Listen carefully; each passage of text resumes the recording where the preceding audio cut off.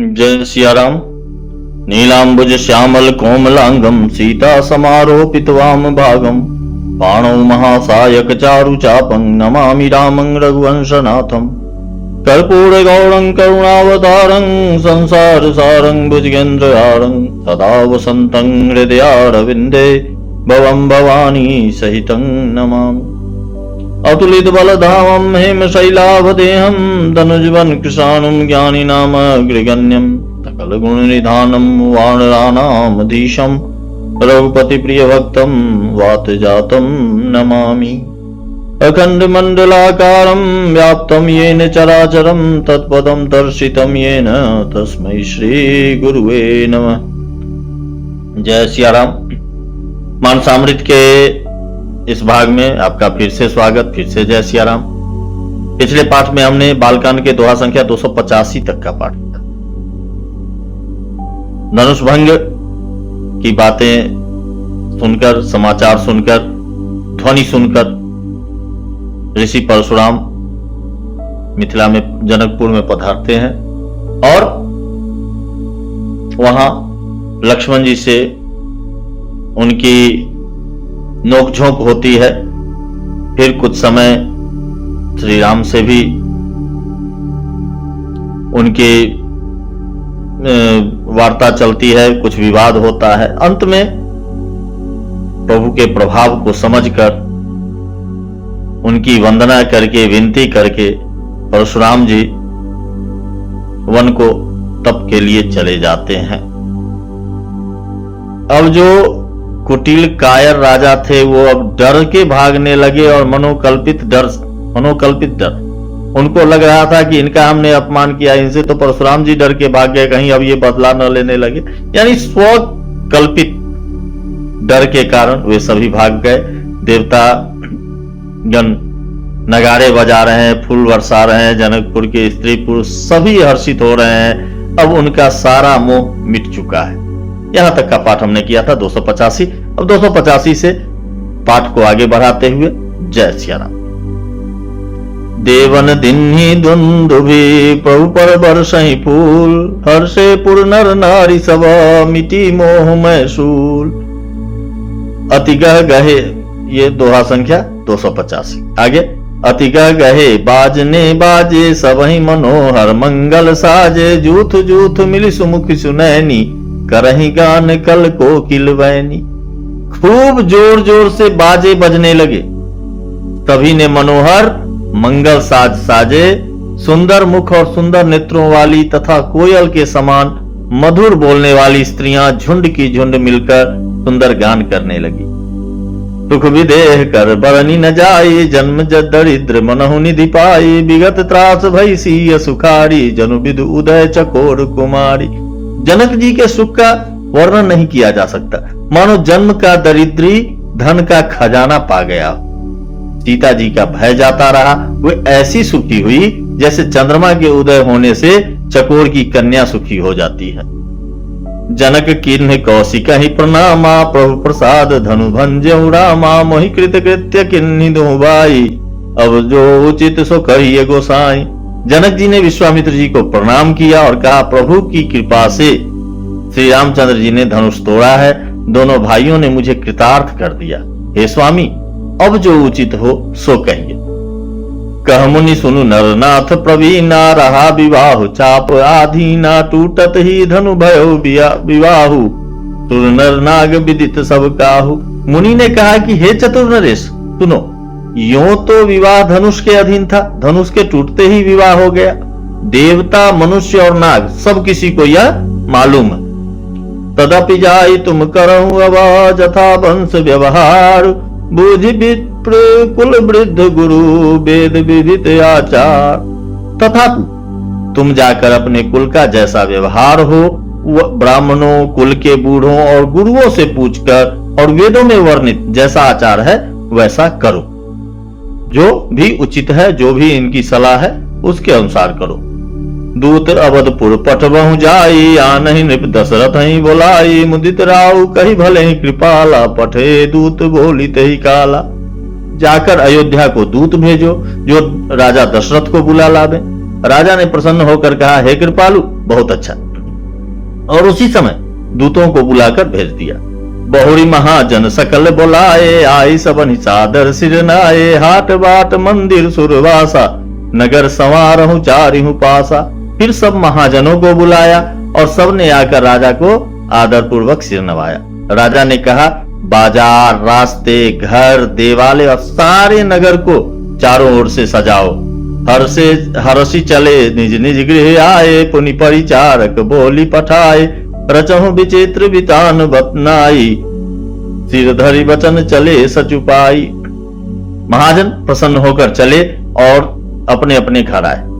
फिर राजा ने नौकरों को बुला भेजा और उन्हें आज्ञा दी कि विचित्र मंडप सजाकर तैयार करो। यह सुनकर वे सब राजा के वचन सिर पर धरकर सुख पाकर चले। पठ ए बोली गुनी तिन्ह नाना, जे बितान विधि कुशल सुजाना, विधि बंदी तिन्ह किन्ह आरंभा, बिरचे कनक कदली के खंभा। उन्होंने अनेक कारीगरों को बुला भेजा जो मंडप बनाने में कुशल और चतुर थे। उन्होंने ब्रह्मा की वंदना करके कार्य का आरंभ किया और पहले सोने के केले के खंभे बनाए। हरित मनिन के पत्र फल, पदुम राग के फूल, रचना देखी विचित्र अति, मन विरंची कर भूल। हरी हरी मणियों के पत्ते, पन्ने के पत्ते और फल बनाए तथा पद्मराग मणियों के, माणिक्य के फूल बनाए। मंडप की अत्यंत विचित्र रचना देखकर ब्रह्मा का भी मन भूल गया। बेनु हरित मणिमय सब किन्ने, सरल सपरब परहि नहीं चिन्हे, कनक कलित अहि बेली बनाई, लखी नहीं पड़ई सपरन सुहाई। बांस सब हरी हरी मणियों के पन्नों के सीधे और गांठों से युक्त ऐसे बनाए जो पहचाने नहीं जाते थे कि मणियों के हैं या साधारण। सोने की सुंदर नागवेली, पान की लता नागवेली बनाई जो पत्तों सहित ऐसी भली मालूम होती थी कि पहचानी नहीं जाती थी। तय के रच पची बंध बनाए, बिच बिच मुक्ता दाम सुहाए, मानिक मरकत कुलिस पिरोजा, चीर कोड़ी पची रचे सरोजा। उसी नागवेली से रचकर और पच्ची कारी करके बंधन यानी बांधने की रस्सी बनाए। बीच बीच में मोतियों की सुंदर झालरें हैं। माणिक, पन्ने, हीरे और फिरोजे, इन रत्नों को चीर कर, कोर कर और पच्ची कारी करके इनके लाल, हरे, सफेद और फिरोजी रंग के कमल बनाए। किए भृंग बहुरंग विहंगा, गुंजहि कूजहि पवन प्रसंगा, सुरपति माखम बन गढ़ी काढ़ी, मंगल द्रव्य लिए सब ठाढ़ी। भौरे और बहुत रंगों के पक्षी बनाए जो हवा के सहारे गूंजते और कूजते थे। खंभों पर देवताओं की मूर्तियां गढ़कर निकाली जो सब मंगल द्रव्य लिए खड़ी थी। चौके भांति अनेक पुराई, सिंधुर मणिमय सहज सुहाई। गजमुक्ताओं के सहज ही सुहावने अनेकों तरह के चौक पुराए। सौरभ फल पल्लव सुभग सुठी, किए नील मणि कोड़ी, हेम बौर मरकत घबरी, लसत पाट में डोरी। नीलमणि को कोड़कर अत्यंत सुंदर आम के पत्ते बनाए। सोने के बौर यानी आम के फूल, सोने के बौर और रेशम की डोरी से बंधे हुए पन्ने के बने फलों के गुच्छे सुशोभित हैं। रचे रुचिर वर बंद निवारे, मनोह मनोभव फंद संवारे, मंगल कलश अनेक बनाए, ध्वज पताक पट चमर सुहाए। ऐसे सुंदर और उत्तम बंधनवार बनाए मानो कामदेव ने फंदे सजाए हों। अनेकों मंगल कलश और सुंदर ध्वजा, पताका, पर्दे और चंवर बनाए। दीप मनोहर मणिमय नाना, जाई न बरन विचित्र बिताना, जही मंडप दुल्हिन बैदेही, सोबर नय असमति कवि केही। जिसमें मणियों के अनेकों सुंदर दीपक हैं, उस विचित्र मंडप का तो वर्णन ही नहीं किया जा सकता। जिस मंडप में श्री जानकी जी दुल्हिन होंगी, किस कवि की ऐसी बुद्धि है जो उसका वर्णन कर सके। दूल्ह राम रूप गुण सागर, शोभितान तिहु लोक उजागर। जनक भवन कै शोभा जैसी, गृह गृह प्रतिपुर देखिए तैसी। जिस मंडप में रूप और गुणों के समुद्र श्री रामचंद्र जी दूल्हे होंगे, वह मंडप तीनों लोकों में प्रसिद्ध होना ही चाहिए। जनक जी के महल की जैसी शोभा है, वैसी ही शोभा नगर के प्रत्येक घर की दिखाई देती है। जही तेरु होती तेही समय निहारी, तेही लघु लगही जब भुवन दस चारी। जो संपदा नीच गृह सोहा, सो बिलो किशोर नायक मोहा। उस समय तिरहुत को जिसने भी देखा उसे 14 भुवन तुच्छ जान पड़े। जनकपुर में नीच के घर भी उस समय जो संपदा सुशोभित थी उसे देखकर इंद्र भी मोहित हो जाता था। बसई नगर जही लच्छी करी, कपट नारी बड़ बेश। तही पुर कह शोभा कहता, सकुतहि सारद शेष। जिस नगर में साक्षात लक्ष्मी जी कपट से स्त्री का सुंदर वेश बनाकर बसती हैं, उस पुर की शोभा का वर्णन करने में सरस्वती और शेष जी भी थक जाते हैं। पहुंचे दूत रामपुर पावन, हर से नगर बिलो की सुहावन। भूप द्वार दिन खबरी जनाई, दशरथ नृप सुनि लिए बुलाई। उधर जनक जी के दूत श्री रामचंद्र जी की पवित्र पुरी अयोध्या में पहुंचे। सुंदर नगर देखकर वे हर्षित हुए। राजद्वार पर जाकर उन्होंने खबर भेजी।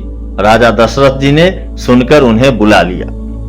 कई प्रणाम तिन पाती दिन्नी, मुदित महीप आप उठिलिन्नी। बारी बिलोचन बाचत पाती, पुलक गात आई भरी छाती। दूतों ने प्रणाम करके चिट्ठी दी। प्रसन्न होकर राजा ने स्वयं उठकर ले उसे लिया। चिट्ठी बांचते समय उनके नेत्रों में प्रेम और आनंद के आंसू, नेत्रों में जल छा गया, शरीर पुलकित हो गया और छाती भर आई। राम लखन उर करवर चिट्ठी, रही गई कहत न खाती खाटी मीठी। पुनि धरि धीर पत्रिका बांची, हर्षी सभा बात सुनी साची। हृदय में राम और लक्ष्मण हैं, हाथ में सुंदर चिट्ठी है। राजा उसे हाथ में लिए ही रह गए, खट्टी मीठी कुछ भी कह न सके। फिर धीरज धरकर उन्होंने पत्रिका पढ़ी। सारी सभा सच्ची बात सुनकर हर्षित हो गई। खेलत रहे तहां सुधि पाई, आए भरत सहित हित भाई। पूछत अति स्नेह सकुचाई, तात कहां ते पाती आई।